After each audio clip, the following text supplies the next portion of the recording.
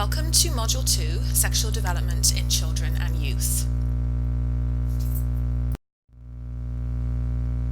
For this module, we'll spend some time looking at what children with intellectual disability will go through as they go through sexual development and puberty. And so we'll spend a bit of time talking about what's different for children with youth with disabilities, and we'll also talk about how important it is to have a team approach, particularly if children are experiencing any problems.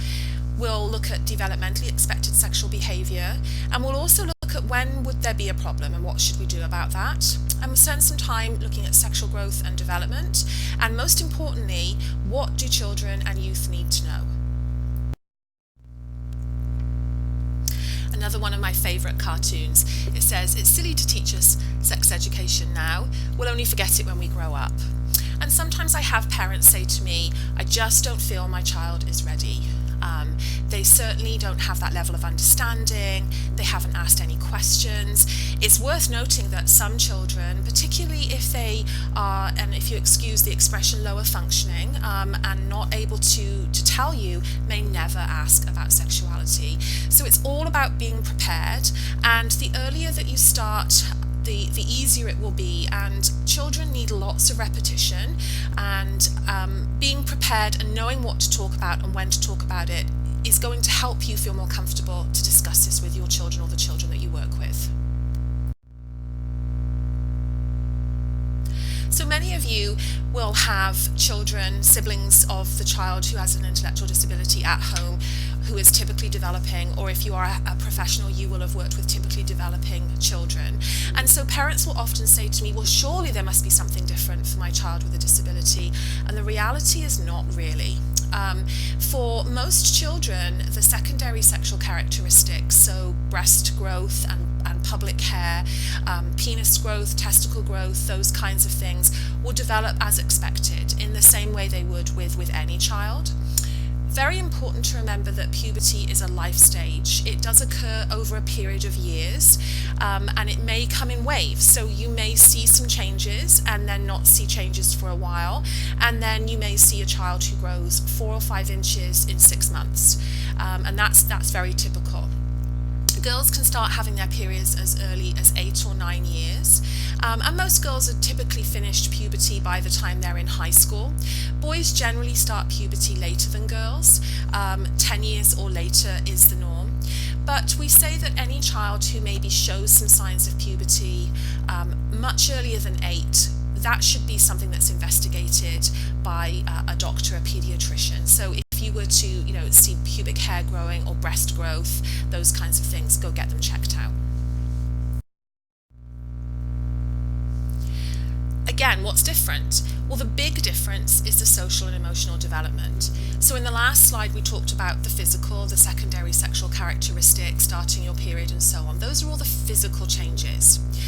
But what we see is that children go through social and emotional changes while they're going through puberty, and for children with intellectual disability, this is where we see some of the issues and the concerns arise, and just different ways of approaching the topic of puberty. It's as important for children and teens to understand the physical changes as it is for them to understand their social skills and work on their social skills, to know how to negotiate friendships and relationships, what to do if they're having problems in a relationship, to be able to make decisions and to be assertive when they're around their peers and around other adults. How to follow social rules. This is a huge piece of growing up, how to fit in and how to be able to get along with other people. And a big one is those hormones are going to be causing lots of emotional changes. We call it that emotional roller coaster. So how do you cope with those feelings and emotions? How do you deal with that as you are going through the years of puberty? And if we think back to Module 1, when we talked about why don't parents and professionals sometimes talk to children about sexuality, and sometimes they say, well, I don't know the information to include, and I think sometimes people are worried that they might not get the technical pieces right. So again, that stuff around the physical changes, and really this quote I think proves that we need to do so much more than just talk about the physical. In this quote here, issues of self-esteem, self-worth, self-discovery, self-identity, and self-image need to be addressed, as well as fears of rejection, emotions, negotiation, and communication. So all of those social and emotional changes that youth are going through. As we go on to this slide, I want to take the opportunity to really thank you for being part of this workshop. And you will note that I keep talking about parents and providers because our research is actually looking at the training needs of both people who have a child with an intellectual disability and people who work with a child with an intellectual disability. And I think this slide helps us to really understand that importance. I know it is a phrase that's overused. It takes a village to raise a child, but it truly does. And what this slide is doing is telling us that we need to have the child or the youth as the focus at the centre, but it's the parents and the family and professionals who need to work collaboratively. There will be problems, there will be issues, but hopefully when teams work together, they can work out something that's going to work for that child. If it involves making a change in a behaviour or a strategy, hopefully those changes are reflected both at home and then in the school or other agency environment. When there is a success, share it and be consistent, always trying to do the same thing with that child so that that child isn't confused. So that team approach is really at the centre of us trying to help that child or youth develop into a sexually healthy adult. This next slide helps us think a little bit about what should we be expecting from our children and our teens, our youth, as they grow into adults. And so the word normal, this is kind of what we expect to see in children and youth. So normal sexual behaviour is developmentally and age appropriate. So an example I can give for that is some of you will remember when children are young, very young, they will run around the house, they'll run around the beach, they'll run around without their clothes on. And so it is developmentally and age appropriate for a child who is 2 or 3 to run around the house without their clothes on. You know, maybe you're chasing them to get them dressed or whatever that might be. It is not developmentally or age appropriate for a 13-year-old to be running around the house without their clothes on. That could be seen as something of a problem. With younger children, what we say is that it can be part of play, but not the sole reason for play. So again, children are very curious, and that's that next bullet. They're curious, they want to discover. It isn't unusual for children to play doctors and nurses, and to ask to look at other children's private parts. We can then teach them that their bodies are private and that you don't ask to look at people's private parts, you don't touch people's private parts, but it is to a certain extent something that just comes out of that discovery and that curiosity. And particularly important to remember that children are sexual beings too, so when we consider, for example, masturbation, children do get sexual pleasure, and it is normal, it is expected. However, it is about teaching time and place, and we'll go on now to look at the next slide about what isn't expected behaviour. And so this next slide really is taken from a few of the folks that I've worked with working in child abuse services with Alberta Health Services. And when these behaviours come about, this usually is a little bit of a red flag that we need to step back, take a look, find out what's going on. We say that there is a problem if there is an age difference between the children's age or development. So if children are hanging out together, they're playing together, and that child is a particular age as a teen, but they're hanging out with much younger children, which does sometimes happen with children with intellectual disability, because their abilities and their likes and their interests and their social skills are at a younger age. They hang out with younger children. If there was a problem, there was some sexual behaviour between those children, that would definitely be an issue. Any behaviour that puts that child or youth or another child at risk, and this could be something like, for example, a child again being naked in public or masturbating in public, because that child then could be at risk from people wanting to take advantage of them. If a child or youth continues a behaviour when asked to stop or the boundaries are set. So for example, masturbation is common and it feels good to lots of children and teens, but if boundaries are set around time and place, it's private, it only happens at these times in these places, these are the places and times it can't happen. If that teaching and those behaviours does not work, that's when we need to find out what's going on, and we would need to definitely step up and maybe get some more professional help.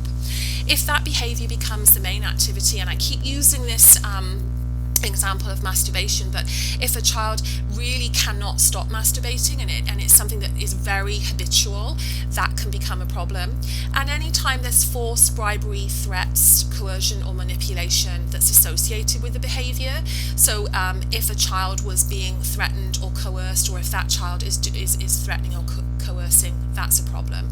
And it's not something to have a huge panic about, but definitely something to seek some professional help with from a doctor or paediatrician, and they can refer you to someone who can help.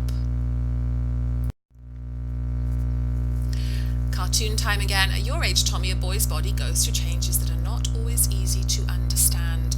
And so it is helpful to realise that our children and our teens, when they go through puberty, are going through a difficult time. Some children do sail through puberty and you don't see lots of issues or problems, but definitely some children need a lot more support. They don't know what's happening to them, and I think this little cartoon is a really good example of that.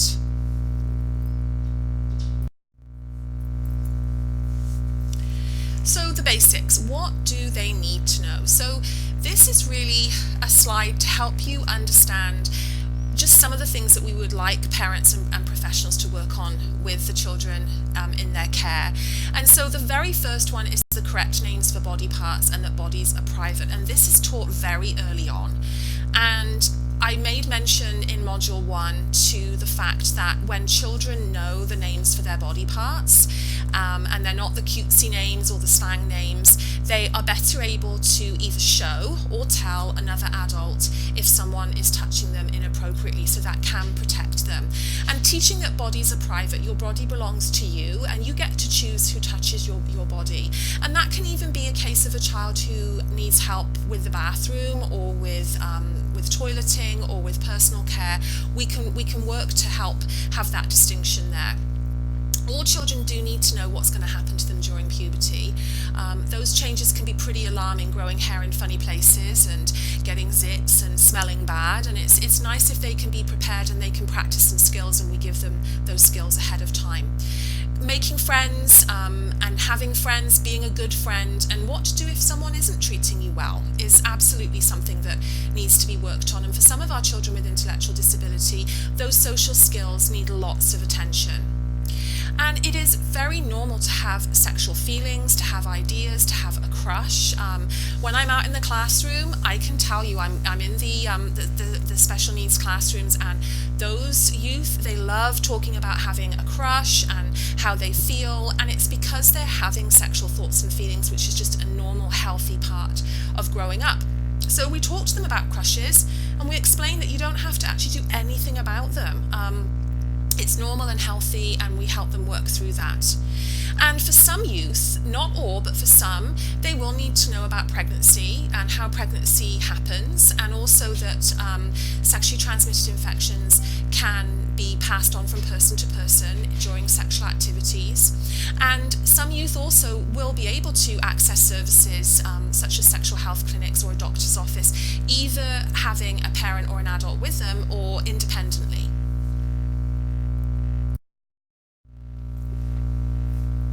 So it's discussion time. So question 1 for Module 2 this time on the discussion board, and think about the following. What do you think are the hardest parts of sexual development and puberty for your child or youth, or the children, youth you care for or work with? I would like to remind you of the ground rules, which was in the very first presentation that you saw on Module 1. We do need to remember confidentiality, but really looking forward to hearing maybe just some of the things that you've observed, reading some of the things that you've observed and that you think can be, really tough for children as they go through puberty.